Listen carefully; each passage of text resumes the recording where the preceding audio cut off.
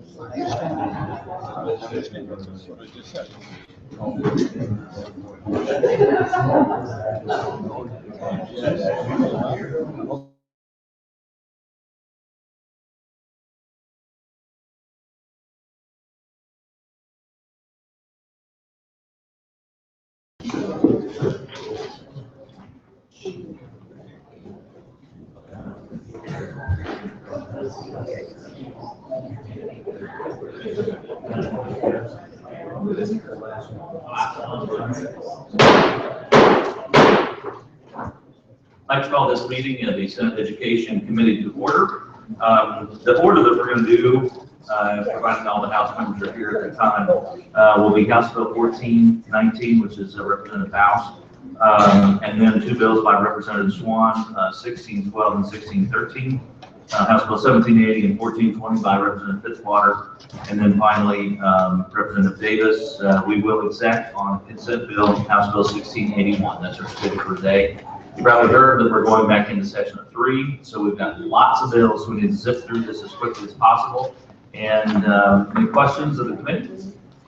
Seeing none, Representative, you can go ahead with House Bill 1419. Good afternoon. I'm Dr. Pfautsch, Citizens of District 33. The House Bill is 1419 that you have before you. You also have a House or a Senate Committee sub. Revisit the definition of a gifted child that exists in state statute. Beginning in 2006 and 7, gifted funding was folded into the foundation formula, and school districts no longer had to submit a gifted grant proposal to DESE. At that time, schools began including gifted students into the advanced placement and international baccalaureate classes, and all of those into the core data, inflating the number of students served. Today, schools still receive the same block of money, but the number of students and teachers have changed. Since 2012, there's been a steady decline, almost 3,400 students served, and teachers, 128 teachers have declined, working in gifted programs. This drop is a reflection of fewer students being identified with fewer programs. Just last month, I was at an event and I listened to a father who was concerned about his 32-year-old daughter that was underachieving, unhappy, and not working to her potential. At the same event, a grandmother was concerned about her 19-year-old grandson who seemed to couldn't find his way, even though he had A+ money from his parents to go. But his parents couldn't encourage him to go to school. Both stories reflect a high dropout rate, suicide rate, and emotional need for gifted education. Last Friday, I had the remarkable opportunity to attend a school with 7th and 8th grade students, 24. They were bubbling over. They pushed the walls of their school wide open. They had recently gone to Battle of the Brains in Kansas City, and the two teams had placed, and they had won prize money of $7,500. One student even qualified for the Invest Right, which is in the part of the stock market game, and qualified to travel to New York. So this bill, beginning in 2017-18 school years, a school district which incurs a reduction in the number of students being enrolled in gifted programs. If the school district experiences a decrease of 20%, the difference of that number multiplied by $680 will be subtracted from the current school payment amount.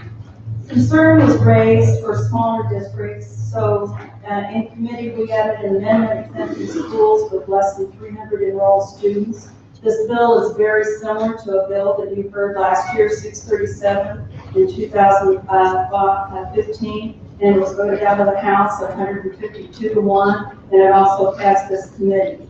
Contrary to what most people believe, gifted children are special needs children. If their needs are not met, those wonderful gifts they are given could be lost or diminished. If they're not encouraged and understood, they'll give up themselves, walk headlong into self-destructive behaviors and not reach their full potential. I'm open to any questions you might have.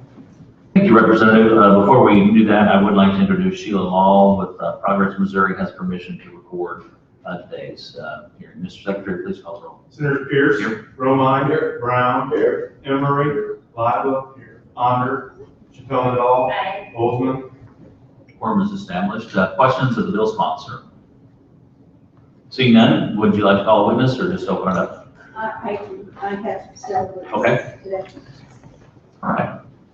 And we will limit our testimony to no more than 3 minutes per person. And introduce yourself. And the floor is yours. Okay, hello. My name is Pete Michelle. I'm Rachel Slaywa. I'm with the Waysville Gifted Education Program.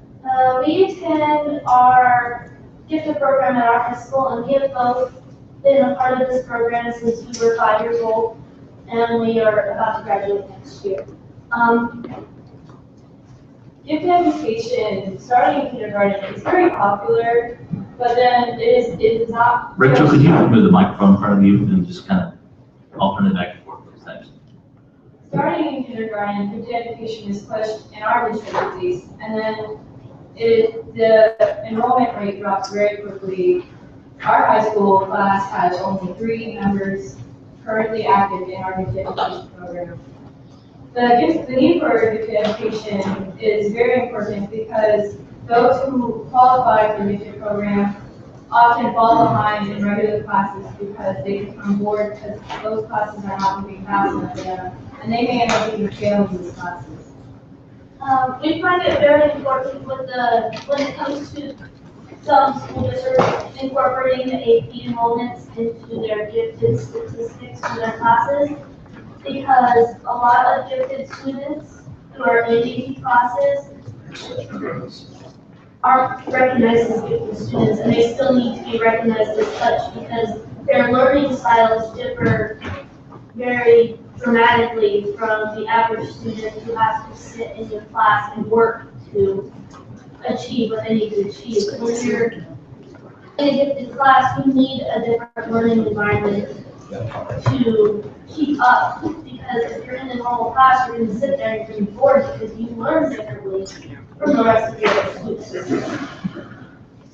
And we find it important that we need to keep the number of students in the gifted programs up, because a lot of people who need the gifted education and need that extra environment, that extra learning level, are not getting it, and it's causing them to fall behind.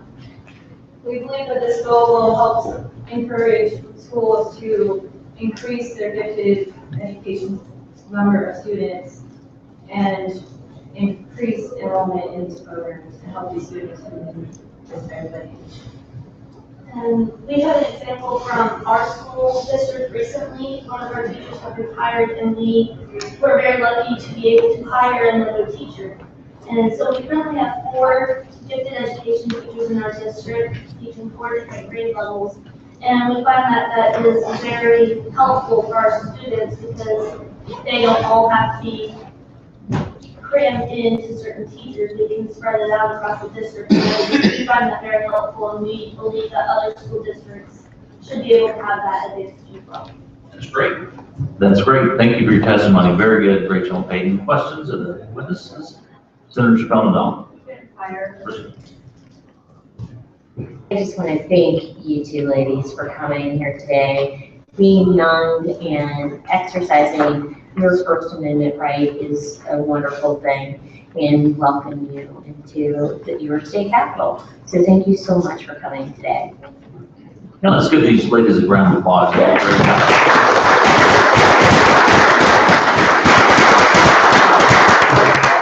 Any others in support of House Bill 1419?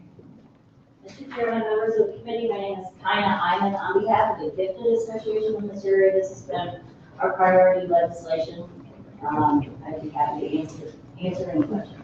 Any questions for this? Thank you. Next. Thank you, Mr. Chairman, members of the committee, Mike with the Missouri State Teachers Association. We think it's vitally important to meet the needs of all of our children, on both ends of the spectrum, and they'll move forward to helping children. So we support it. Questions? Thank you.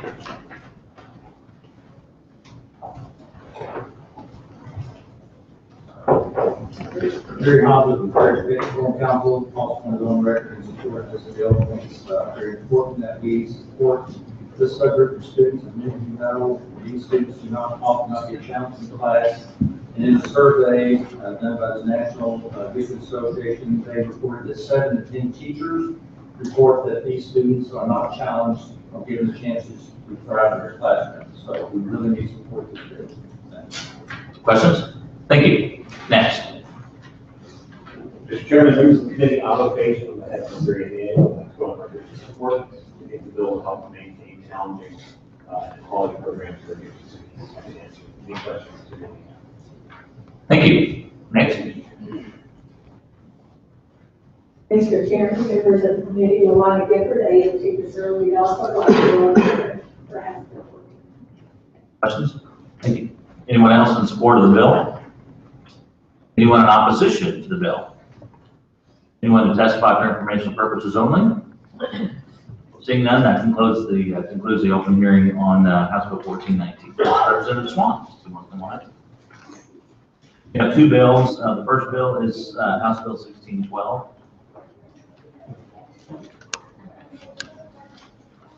Thank you. Good afternoon, Mr. Chairman of the committee, Captain Swan. House Bill 1612 is a different protection bill on House Bill 380 in last session. It is also a mirror image of Senator Roman's current technology education certificate bill. This session, the House bill was passed by unanimous vote of both standing and select committees. It passed 4 by a vote of 154 ayes and 3 noes. Its overwhelming passage is knowing that Missouri needs to do more to develop the technical skills of our workforce. Students entering high school in the 2017-18 school year next will be eligible to earn a career technology certificate in addition to his or her high school diploma. The certificate will document the preparation, the technical skills, employability skills for entry-level positions or for additional technical training. The State Board of Education will establish the CTE requirements, work with local districts to stipulate the minimum number of offerings, and work with local districts to ensure that tracking students does not occur. And the department will also develop a recognition program for those school districts that grant a career technology education certificate. Local districts' responsibility will be to determine the curriculum, programs to study, and course offerings based on needs and interests of students. They may use standards, technical coursework, skills assessment for industry-recognized credentials and certificates for setting those requirements, and they should strive to offer economically feasible programs for studying students. With 60% of our high school graduates not going to college, career technical education program may not only keep our students interested, but to give them more choices to students by returning to a career in technical a career or technical path. There was no opposition voiced in the committee regarding this particular bill. I have to address that. Thank you. Questions of the bill sponsor? Would you like to call your first? I'm sorry, Senator Roman. Representative, good to see you. Appreciate you presenting this bill. We worked together on this. Is the difference between your bill and mine is that our bill discusses how the advisory committee is going to be structured? Correct. Yours is 2 bills combined. This one does not have that on it, but that's the only difference. The rest of the career tech aim is the same. As I'm aware, they are mirrored. Thank you. Further questions? Would you like to call your first witness or just open up? In support of House Bill 1612. Thank you, Mr. Chairman, members of the committee. I would echo the testimony I gave on the gifted bill. This is a bill that we think helps children, maybe a little different spectrum than the gifted, but still a bill that helps children. We support that. Questions of the witness? Thank you. Support of House Bill 1612. Briefly, Mr. Chairman, Trent Ford, we have Microsoft Corporation. Questions? Thank you, Greg. In support of 1612. Questions? Thank you. Mr. Chairman, members of the committee, Luana Gifford, AMT Missouri, would like to go on record that we are in support of House Bill 1612. Questions of the witness? Thank you. Minor witnesses to keep their comments to 3 minutes or less. Okay, all right.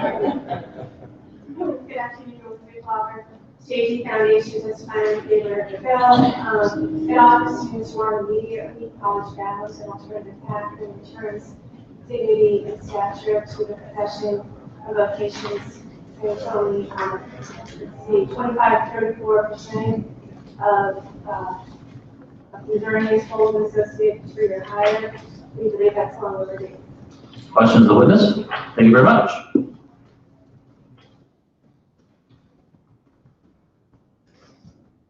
Chairman, the out of phase with Missouri PA also going on in your favor of the bill. We almost got this from last year.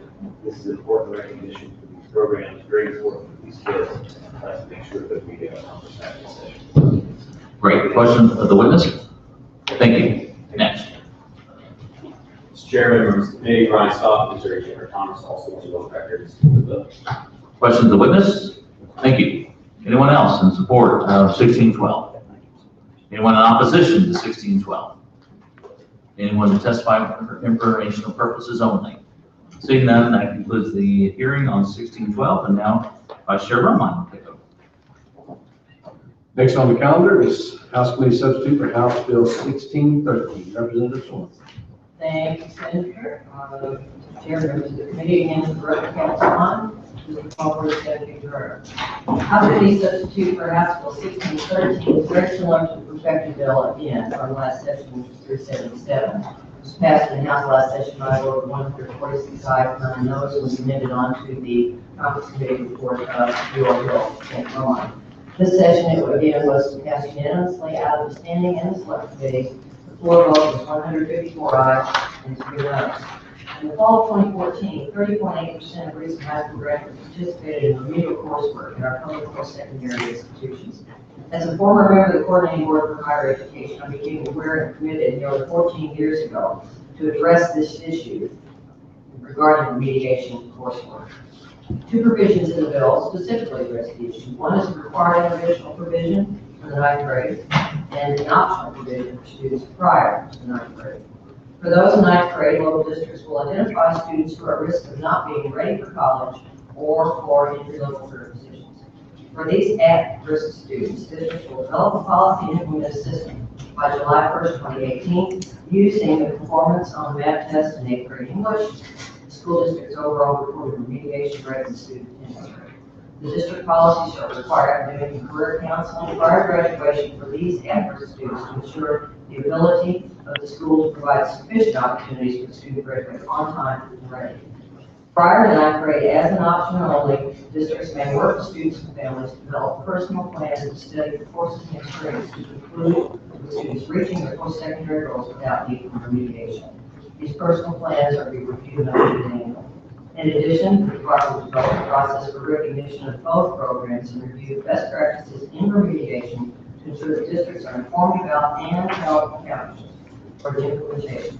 Reducing the need for remediation reduces frustration, saves time, lowers costs for college-bound students, ensures that students entering the workforce have the skills needed for success in the workplace, and trained workforce is crucial for the success of our consumer. Very happy to do this. Thank you. Serving on the Mineral Area Community College Board for 6 years, and the increase that we've seen in the number of remediation courses students have taken was alarming. Has there been any study to really determine what is creating that gap or creating an environment for more remediation? There have been a lot of studies. I think most of the studies are trying to determine the solution to the issue and maybe perhaps what the cause of the problem is. Our community colleges, many of them will have a remediation rate that may be up as high as 75%, whereas a lot of the poor institutions have a significantly lower rate. Expectations for college, there are a lot of factors that enter into students' school life. It may be the home situation, maybe homelessness, it may be food, they're not healthy, they're made fun of, they're bullied. Whatever the reason, the lack of an interest in helping the child make good choices as to the course to take. So while there are numerous factors, there are also numerous solutions, and I think we're still trying to wrap our head and our arms around nationwide is what we need to do about this problem. Missouri is not the only one with the issue. All states have the issue. One of the things that we obviously have conversations about it, but one of the things that I was able to come to the conclusion is that we have more students being driven towards higher ed than we've ever had. So there's a larger number maybe coming from a population that normally in the past have not gone on to higher eds. And so we've got a larger number. With that larger number, we have a greater number that can't bridge the gap from most of the high school textbooks are written at 6th grade level. College texts are written at a 10th, 11th, 12th grade level. And bridging that gap of reading. Reading is the fundamental issue that we've got to do a better job, because without reading, we can't accomplish math, science, or English, or any of the groups of study.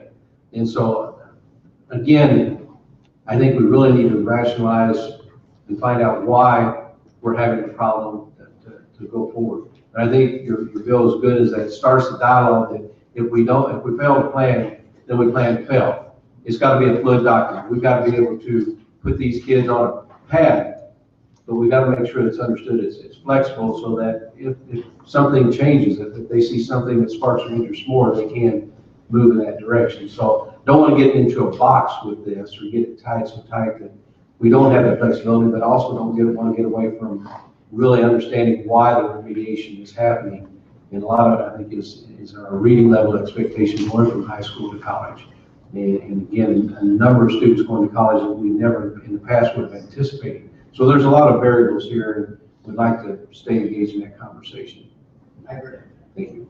Any questions? Senator Emory. Thanks, Mr. Chairman. Thanks, Representative. You are beginning a report to follow the students into their first year of college. Is that right? No, this is just a K-12 initiative to try to make sure that the students are identified by teachers. But this student may need some help reading, but this student may need a little additional help in math. Whatever an individual student needs as they graduate on time, ready to go to college, ready to enter entry-level workforce. Okay, because the summary, I'm reading the summary, I'm not sure where the language is in the bill. It says, the Department of Higher Education, in cooperation with DESE, shall develop a report that compares the performance of high school graduates during their initial year at public colleges and universities with student performance on the Missouri MAP test in 8th grade English, language arts, and mathematics. We passed a bill several years ago that required the Department of Higher Education to look at best practices and to work with the Department of Elementary and Secondary Education. That language, I believe that you're probably referring to, if you're looking at the summary, it's not quite apparent that was not existing language. But if you look on page 2 of the bill itself, section 173.75 is a higher education statute, and that information is in there, and that was already. So they're already supposed to be doing that? They're already supposed to be gathering the data. Yes, if you look at their annual reporting by the Department of Higher Education, studying best practices, sharing that information. So why is DESE adding an FTE for that if they're already? They are adding an FTE due to the, I have here, great amount. It is 4. Temporary. It's a temporary FTE supervisor for the department to review district policies and procedures and prepare the report that's required from the committee. The first year is $56,715. The second year is $22,000 thereafter. So that's just a follow-up to make sure that this gets implemented. That is my understanding. Okay, and then there's also only a handful, it looks like only a handful of school districts replied.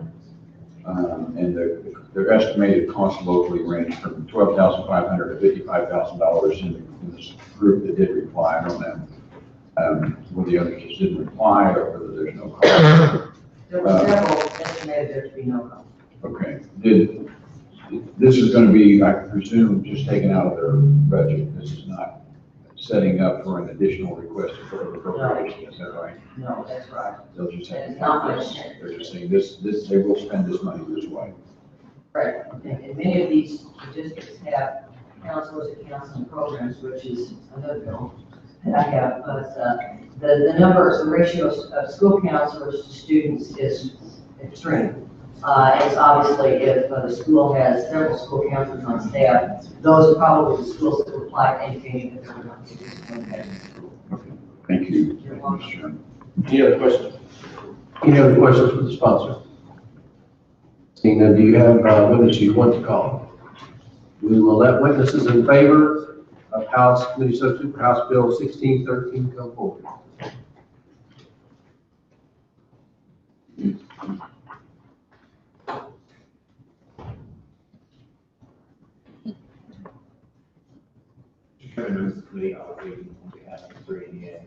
we want to go on record in support of House Bill 16.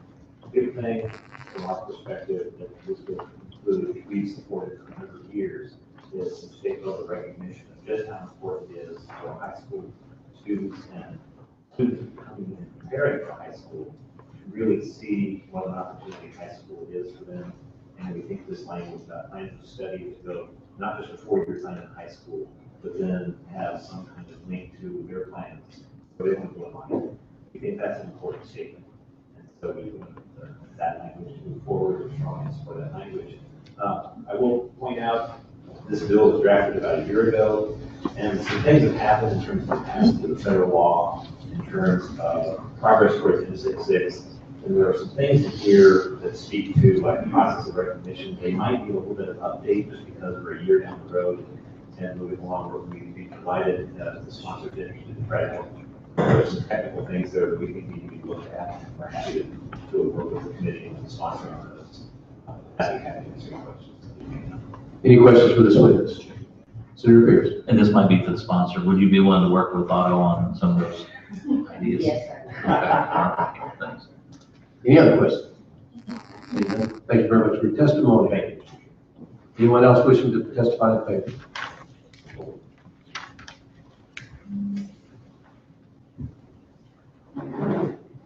Mr. Chairman, members of the committee, Mike Logan, Missouri Association of School Administrators.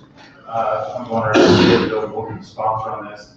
I would also to agree with what Mr. Page said regarding some of the changes with the new flexibility given federal law to really sort of talk about some non-testing standards to evaluate our quality of our education system.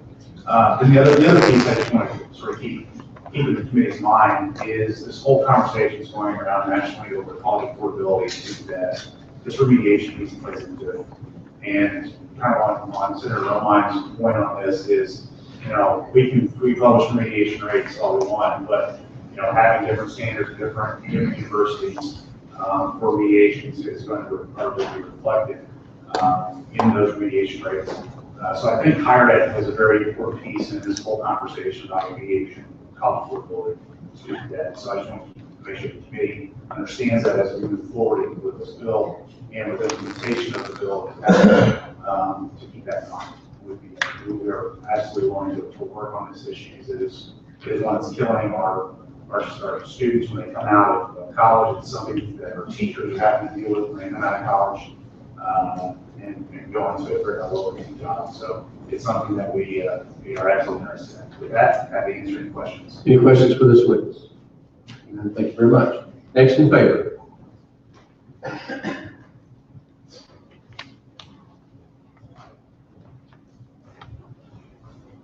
Very often, very difficult council. You've heard that at least 35% of our students entering our colleges in Missouri today must take remedial classes. Part of the problem with that is our state requirements. We require 4 years of language arts, and then we require 3 years of math and science. And that's something that you have that gap in your senior year, not doing that math and science class and trying to get to college, taking these college classes, and that's a gap that you have part of time trying to overcome. Many of our schools should be encouraging our students to take that 4 years of math and Christian science, and that is better prepared than going into college. Another problem we have is attracting and retaining highly qualified teachers. I came to school, but my daughter just graduated from our assistant in that. We had a different math teacher each of the 4 years she was in my school. So she, and they were not good teachers. So she struggled with math, and when she had to go when she went to college, she had to take a remedial math class. I frustrated that as a parent, and as a superintendent. So those are things that we have a problem with in our schools. But any questions for this witness? Senator Henry. Thank you, Chairman. Jerry, you said he had 4 different teachers. You said they were not good teachers? No. So were they tenured? No. Well, they came in year after year. We had senior teachers that retired. And then we brought in a new teacher, that person was not very good. We let that one go, and that had to be. Okay, so this was just a rollover of getting rid of teachers that weren't really effective with the kids. Okay, thank you. One of them we had to let go because we didn't turn. Was that bad? Thank you. Thank you, Mr. Any other questions? And thank you very much. Next in favor.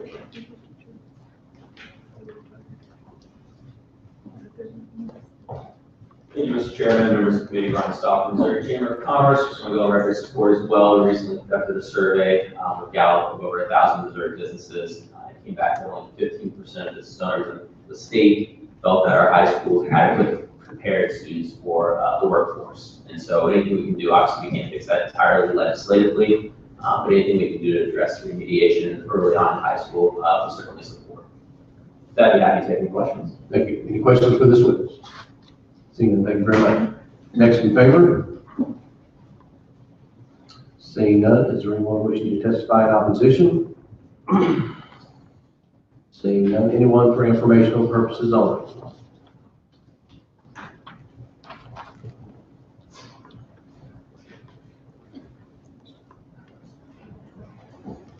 Liberty Way with the Department of Higher Education. I just wanted to address the question from Senator Amory about the performance report. We currently produce a high school graduates performance report that reports back by high school how many of their graduates were required to take remedial coursework when they got to high school. The difference in the bill would be that that report is currently tied to the assessments that are here, so it doesn't assess it in that manner. So that would be the change that was taking place. And so I want to clarify what we were doing and what we weren't doing. Senator. Thanks. So is that a report that you just chose? I mean, do all of our higher education institutions do that? We gather the data and it's reported by the department, so it's done centrally. So it includes all of the institutions. So every institution turns that data Every into public you, institution. yeah, every public institution, and so then, and then you are you doing that because you've chosen to do that, or is there a statute that requires it? There's an existing statute. Right, so that's the statute for this. Thank you. Thank you, Mr. Leroy, what's the policy, is there a standard policy across the state for the higher ed institutions to give a test or ACT score? What determines students taking remediation initially? It's been, as was described earlier, it's been really an institution by institution driven process in the past, and to a certain extent, it will continue to be that way. But in response to legislation from a few years ago that charged us to look at and bring forward best practices in remedial education, we're currently in the process of trying to finalize a policy that would standardize to the extent possible remediation, so that, and it's based on multiple measures, not just an ACT score, but that's a part of it, and other things, grade point and those kinds of things, but to try and standardize that. So if someone's assigned to remediation, it would be the same whether they attended school X or school Y. Will it include some type of admissions test or some kind of testing guideline test? I guess we're open enrollment, so it wouldn't be an admission, but maybe some kind of testing of some sort. Sure, like I said, the concept is built around multiple measures. One of the problems that we have now is if you're using an allowance to depend primarily on a single test, a compass exams, for example, and that isn't a very accurate instrument. And then a lot of research says, while that's an important piece of remediation, you also need to look at other things that are going on, because those tests aren't necessarily the best single measure. They need to be taken in context of grade point, other kinds of indicators that the student is either doing well or struggling. Thank you. Senator Brown. And I don't know, it sounds like you probably don't have this information available yet, but at some point I think we need to look at how many kids come in and they're taking maybe all their classes or remedial classes. How do they perform in college? Or are they going 2 years, using up A+ money and then dropping out? To me, that's been a big concern. We got, I have a problem with kids going to school, we're paying for that, and they go 5 or 6 years and take 12 hours and it's all remedial and they finally drop out. That's taking a place for a kid that could be successful. So somehow I'd like to tie this to, if you're in 3 remedial classes, what's your chances of ever getting through? And at what point do we be honest with these kids and say, hey, this isn't your cup of tea? Right, and certainly that is an issue. One of the things that we've been working on with the institutions, and we've had several, particularly community colleges, that have adopted a different way of approaching remediation as opposed to taking the student saying, well, you're a remedial student, we're gonna put you over here in this other track, it's not really credit bearing, but you're gonna complete that class or maybe a sequence of classes before you can move into the credit bearing. There are a lot of students that can be what we come to call color mediated, so they go ahead and enroll in the full credit bearing class, but they get extra support, extra tutoring. And there's been a lot of research that says those students can be successful and they avoid that kind of situation where you're talking about where they get locked into this remedial process and never get out, never graduate, never get a diploma. So that's one of the things, but yeah, I think there's more that we need to do to try and, there's the cause side and then there's the effect side. And so we're trying to work on how can we do remediation better, how can we better identify students that need that extra support and then provide it, as opposed to just saying, well, you've got taking this test, we're gonna put you over here and hope you do okay. And I think if a kid's got too much remediation to do, that needs to be on his nickel. If he really wants to go to college, he's paying for it, he's probably gonna be, a little more aggressive about learning and figuring out what this thing is. Thank you. Senator. Thanks, Mr. Chairman. Just to kind of follow up on both of those questions, just so, how can we get, I'm not sure what stage you are in terms of your best practices, assessment of remediation needs, but I'd love to see what's in that formula now. More than happy to share with And any results that you have that shows just how effective our remediation is in the universities. We can do that. Thank you. Any other questions for this witness? Mr. Chairman, Pearce. could you make that copy available to all the committee members? Sure. And you can send to us and then we'll forward that. Thank you. Thank you very much for your testimony. Anyone else wishing to testify for informational purposes only? Seeing none, Representative, any closing comments? No, just thank you for the opportunity, and Senator also, we've been preparing a high school graduation report since 1995. Thank you. That will close the hearing on House Bill 1613. Next on the calendar is House Bills 1780 and 1420. Representative Fitzwater, introduce yourself and pull your. Thank you, Mr. Chairman, due to the committee. For the record, I am Representative Paul Fitzwater, represent the 144th district. I want to thank you for the opportunity to present House Bill 1780 and 1420, which allows members of the public retirement system of Missouri to retire with a benefit factor of 2.55% when a member has 31 years or more of service. We've been before this committee before, we're familiar with it, save the system money. With that, I would take any questions. We have questions for the sponsor. Senator Brown. I've seen some of the math, but how do you propose that this is actually going to save the system? Obviously, when the teacher stays in the system longer, they're actually being paid by the district, and then they're not receiving retirement benefits, and you're decreasing it from a mortality, and you don't want to say death, but they're on the other side of the perspective, and they're staying in the system longer, actually they're not receiving benefits from the SRS, and obviously you're closing that gap, and that's where the savings comes in. One of the problems was back in 2013, 25 and out said they actually expired for teachers to retire, and it just wasn't an option then. So that was the biggest difference between 13 and 16 here. But the actuaries show it. I'm not an actuary. I don't know how they do that. It's a complicated thing, but the actuaries show that there is a savings of about almost $7 million a year for our retirement system.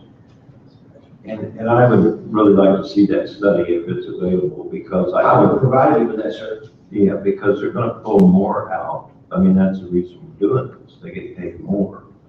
And at some point, I mean, actuaries are only studying theory and projecting theory, but that's one of the things that I have a struggle with increasing this multiplier is how that actually, in reality, is it going to save money? And I don't think anybody knows that in actuality, but and somewhere along the line, maybe instead of 25 an out, it's 27 an out.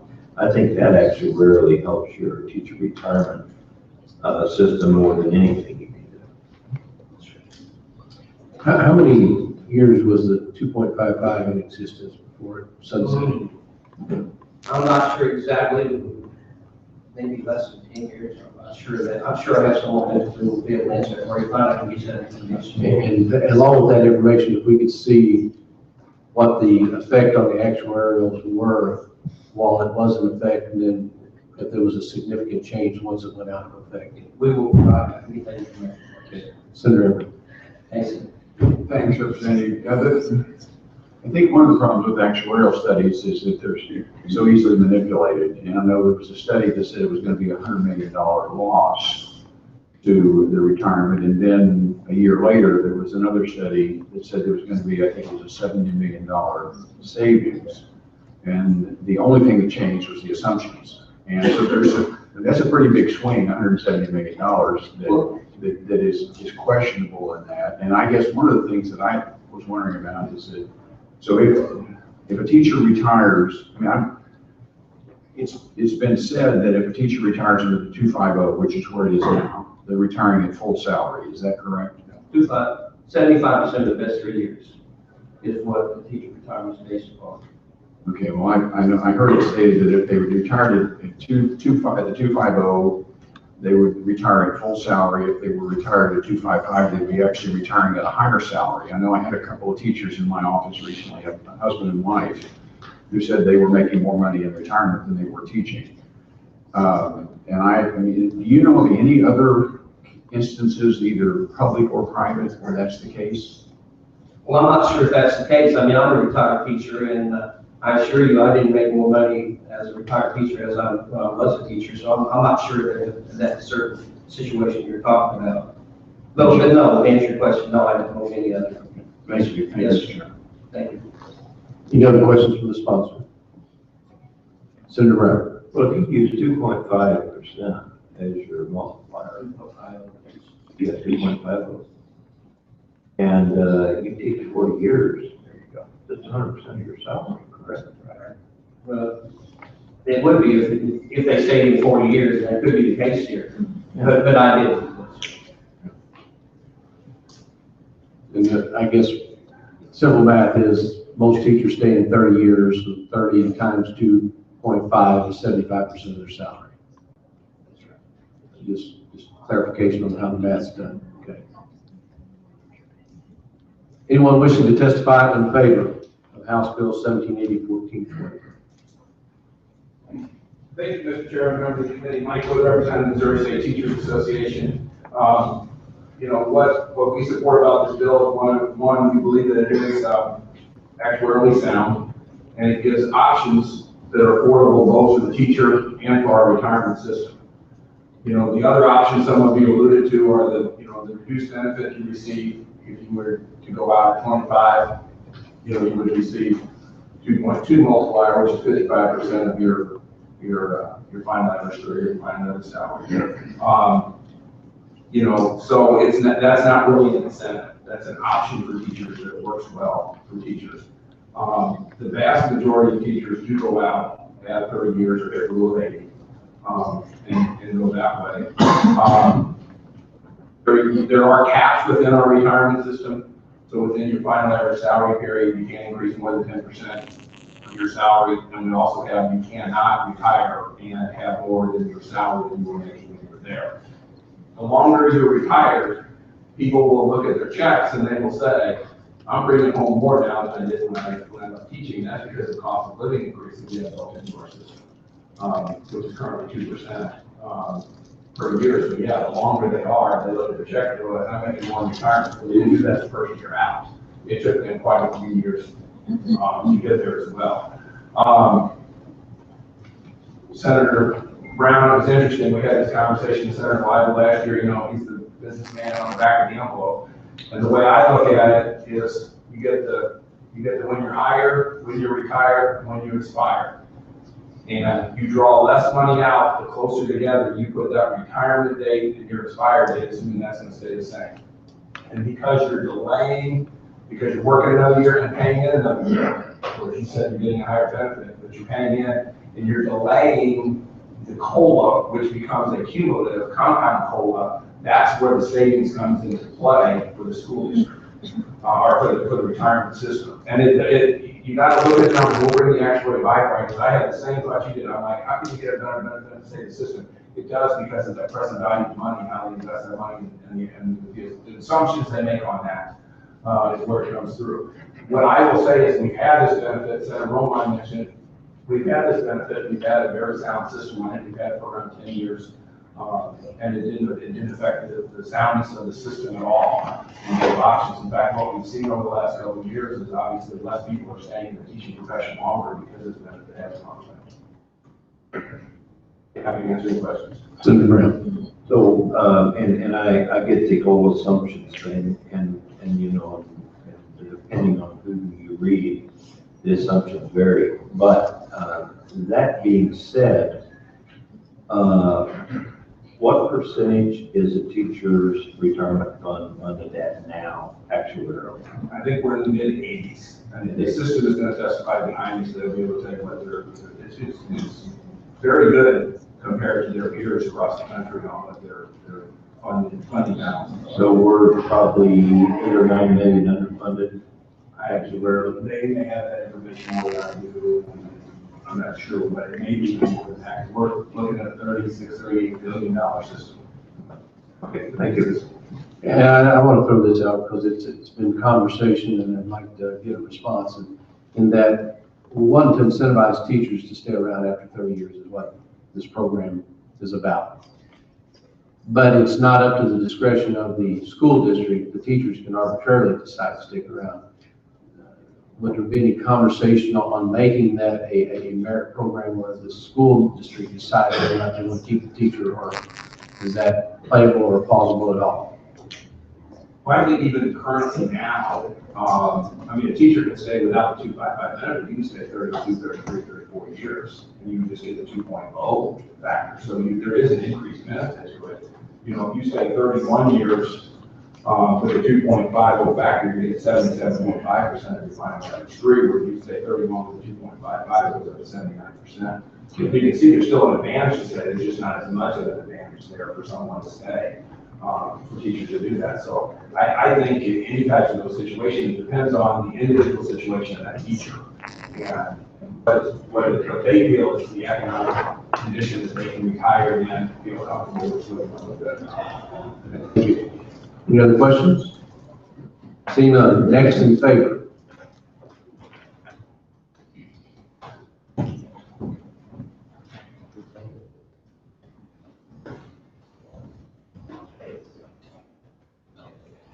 Thank you, Mr. Chairman, members of the committee, Jim Moody on behalf of the Public School Retirement System.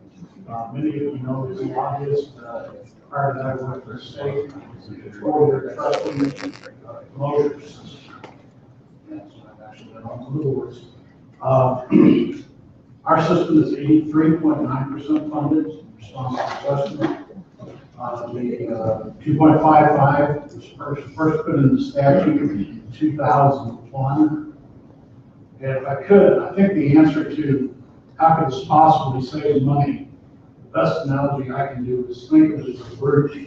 Okay, on this side of the roof is you're accumulating years to teach.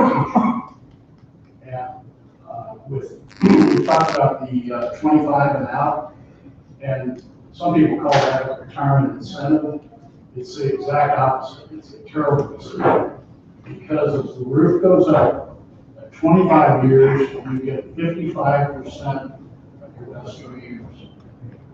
At 30 years, you get 75% of your best 3 years. And so some people want to get out in 25 years, but the prudent decision is to stay at 30 years. Once you hit 30 years, at the top of the roof, you start going the other direction. Why is that? You continue to pay if you're employed, 14.5% contribution rate. You draw your benefit. Just think that, when you're talking about 75% of salary, that benefit would be $450,000, which you've foregone. Think of how many years you have to get the higher benefit to recoup what you've foregone. And then finally, you lose a year on your COLA. Without a break even at 31 years, if you you stay longer than 31 years, you know, the system saves quite a bit of money. Just for your information, on June 30th of this year, we estimate there will be 1,251 individuals who would be impacted by this. So on the one hand, this isn't impacting the majority of our members or anything like that. It is an option to them. It's an option that does not hurt the system, and therefore our board is supportive. Thank you. Questions for this witness? And Senator Lively says he apologizes, he's lost his voice, and most of you will probably say thank you. Next in favor.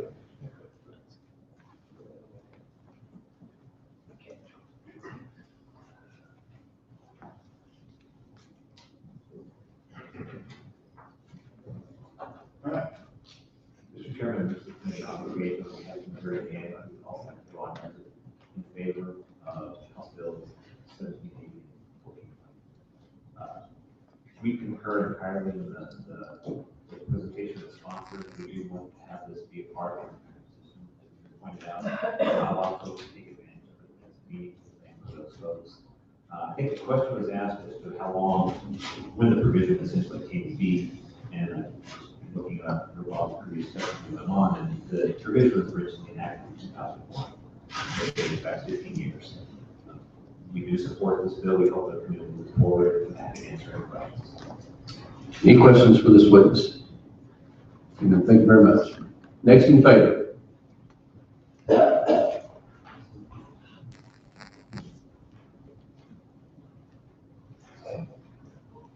you, Mr. Chairman. My name is Tim Green. I'm testifying on behalf of the Missouri Retired Teachers Association, an organization of 25,000 retired teachers across the state, which part of the support this legislation. Thank you, Senator. Any questions for this witness? Seeing none. Next in favor. Mr. Chairman, for this committee, Michael Williams, Missouri Association Swan. Thank you. Any questions for this witness? Next in favor. Seeing none, anyone wishing to testify in opposition?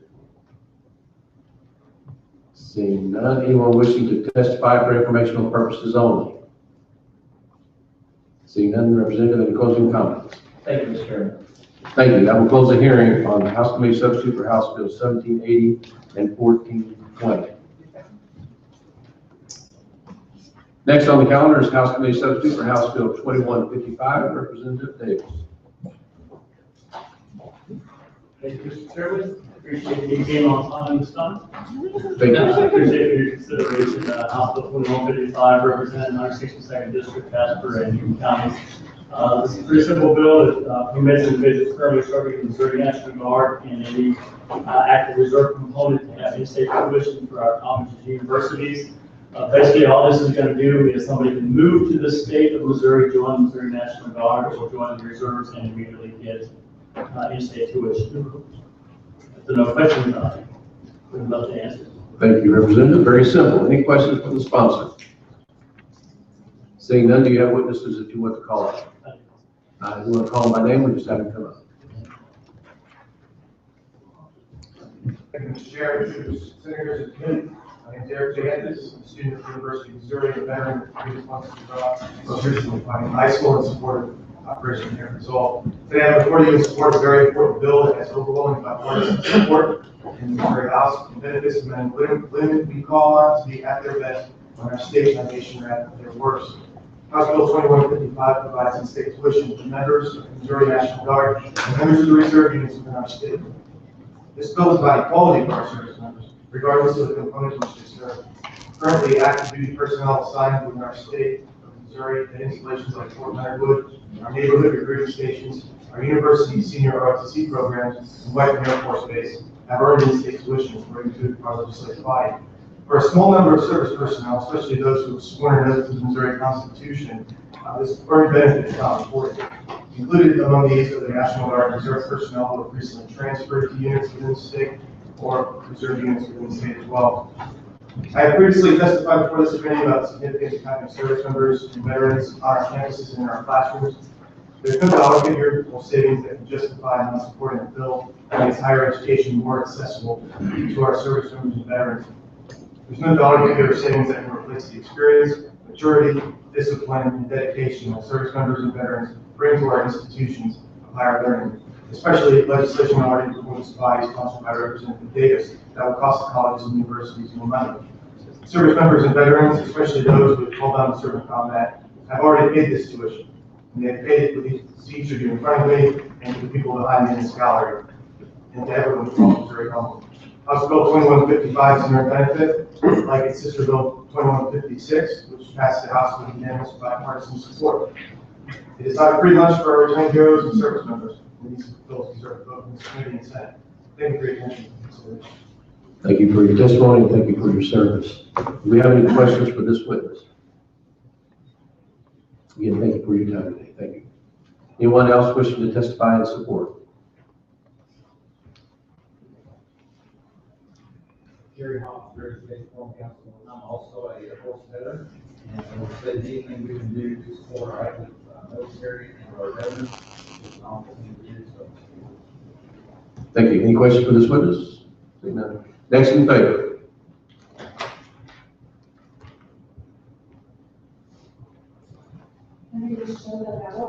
Missouri National Guard, and we'd like to make sure that we support this bill.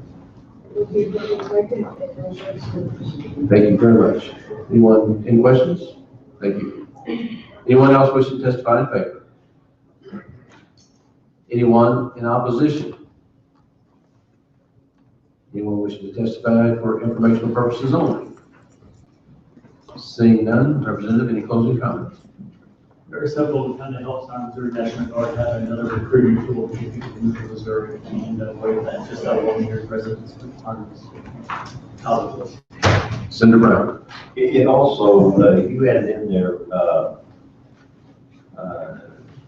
the reserve as well. Yes, all right, good.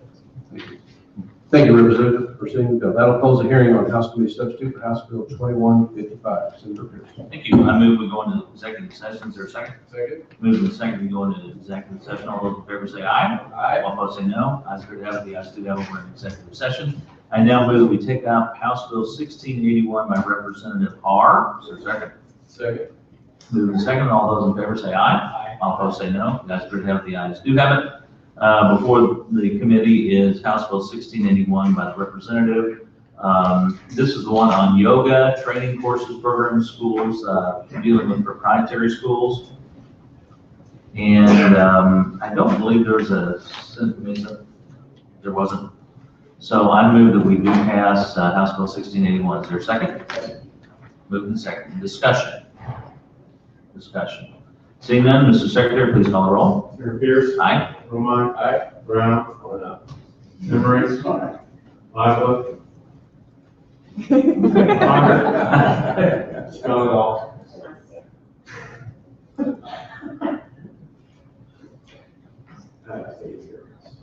By your vote of 8-0, you have voted to do pass House Bill 1681. With that, we are adjourned. I'm sorry, we are not adjourned.